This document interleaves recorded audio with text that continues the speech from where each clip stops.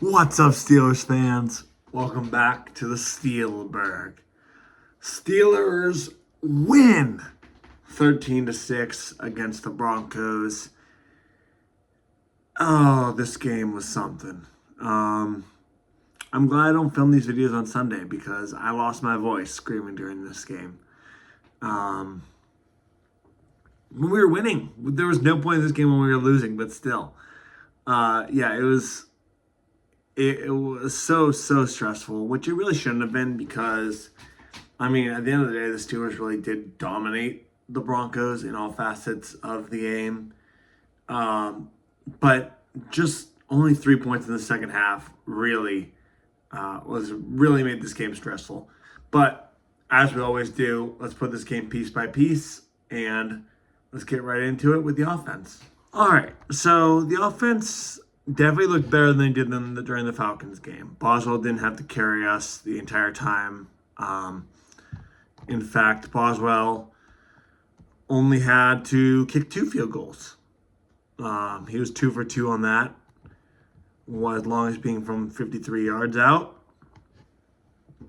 Like I said, offense looked better. Fields' completion percentage was a little worse than last time, only 13 for 20 for 117 and a touchdown. Definitely down from the amount of attempts last time. I think he was, I want to say 21 for 24 last time. This time 13 for 20, so less attempts, and that's definitely shown through the ground game.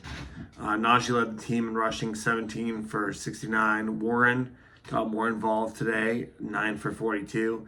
And that's something I was really happy to see. I was happy to see Warren getting some more production and making it worth the while. I mean, he averaged 4.7 yards a carry, which, I mean, the team in general did really good rushing today. Najee had 4.1 yards a carry. Even Fields, when he just had to run the ball, was 3.4 yards a carry. So, I mean, the team's rushing looked really good. And you can kind of see why we didn't pass quite as much. It also helped to burn down the clock. So, because we weren't scoring a ton, only 13 points, so we had to keep the ball in our possession for as long as possible. And running the ball a lot certainly helped that. As for receiving, Freiermuth led the team. But as you can see from Fields' yards, they weren't very impressive. I mean, like I said, Fields only threw for 117 yards. 39 of that was to Freiermuth, 29 to Pickens, 19 to Warren, and a couple other smaller amounts to different players. Washington having the lone touchdown, and insert confetti, first touchdown of the year. Darnell Washington, Big Darnell, gets his first touchdown of his career and the Steelers' first touchdown of the season as Fields hits him with a beautiful back shoulder fade in the end zone there. And, I mean, that's just cruel. Like, Darnell Washington is 6'7". The guy who was on him is 5'10". And after the touchdown, Washington gives him the little short celebration. You're short. So that was cool to see. I kind of, at that point, had thought that we were going to be pulling away. I think this game probably could have been 28-6, 35-6. Like, I definitely think we could have. We had the score, but, I mean, props to the Denver defense for shutting down the run and making us one-dimensional. And then their secondary took over. Fields couldn't get it done, and penalties killed us the rest of the way. Moving on to defense, we had 2 sacks on the day. One from Alex Highsmith, who I'm wearing this jersey for that very reason, and one for your boy, TJ Watt, of course. 2 interceptions for the Steelers. Corey Trice getting his first of his career. A crucial one as Denver was driving down to the end zone. And because of the final score, 13-6, that could have been the game.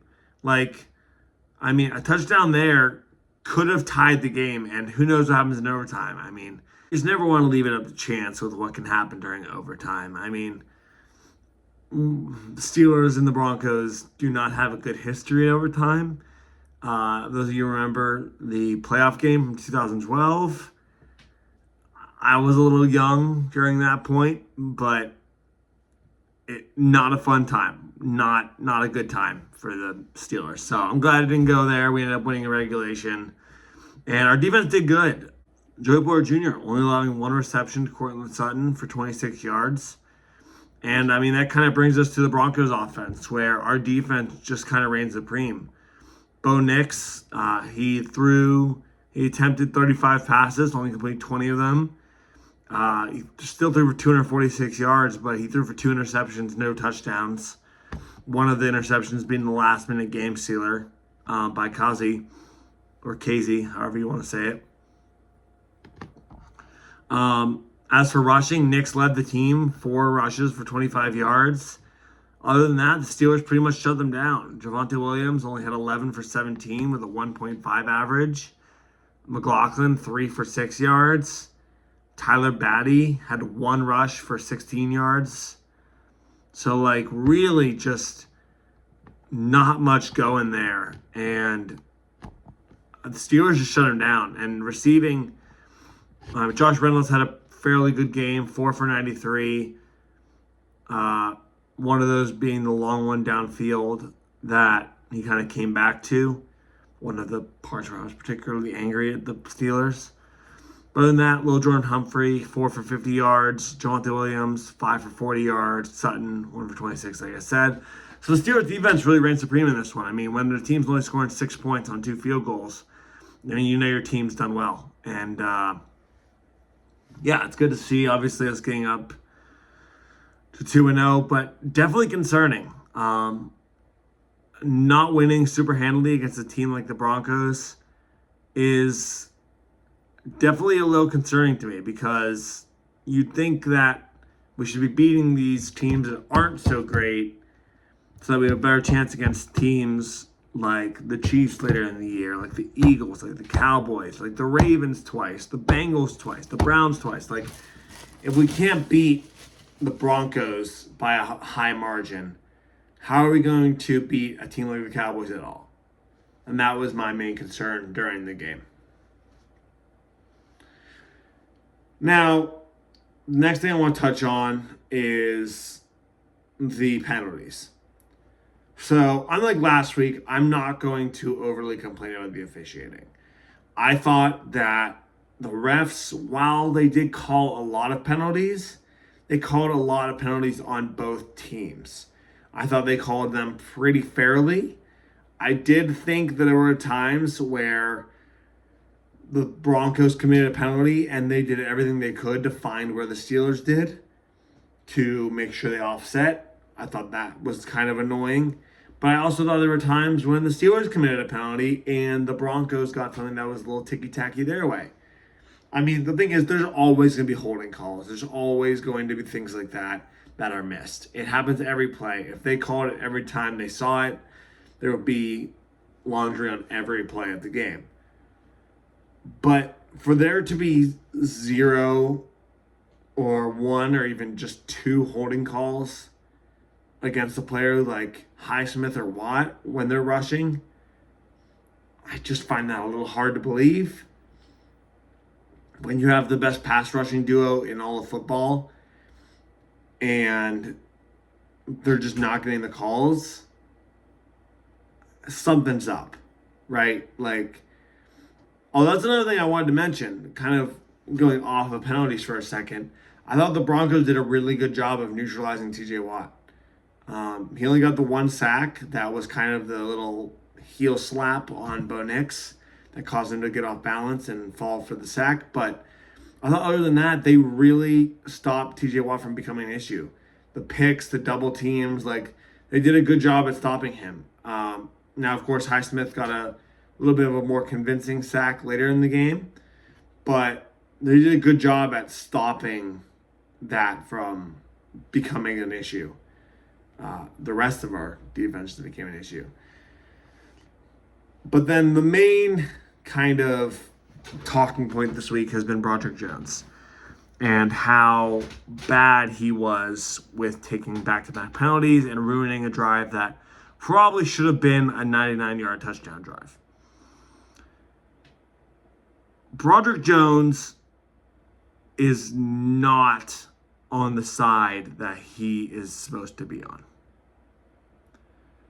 Broderick Jones is not a right tackle. He was drafted to play left tackle. However, because of Fotano's injury and them wanting to give him versatility, they've been playing him at right tackle, a position that he's not comfortable with.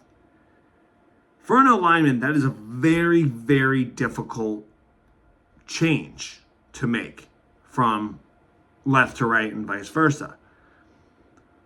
So I don't entirely blame him for taking the penalties, but you still can't do that, right?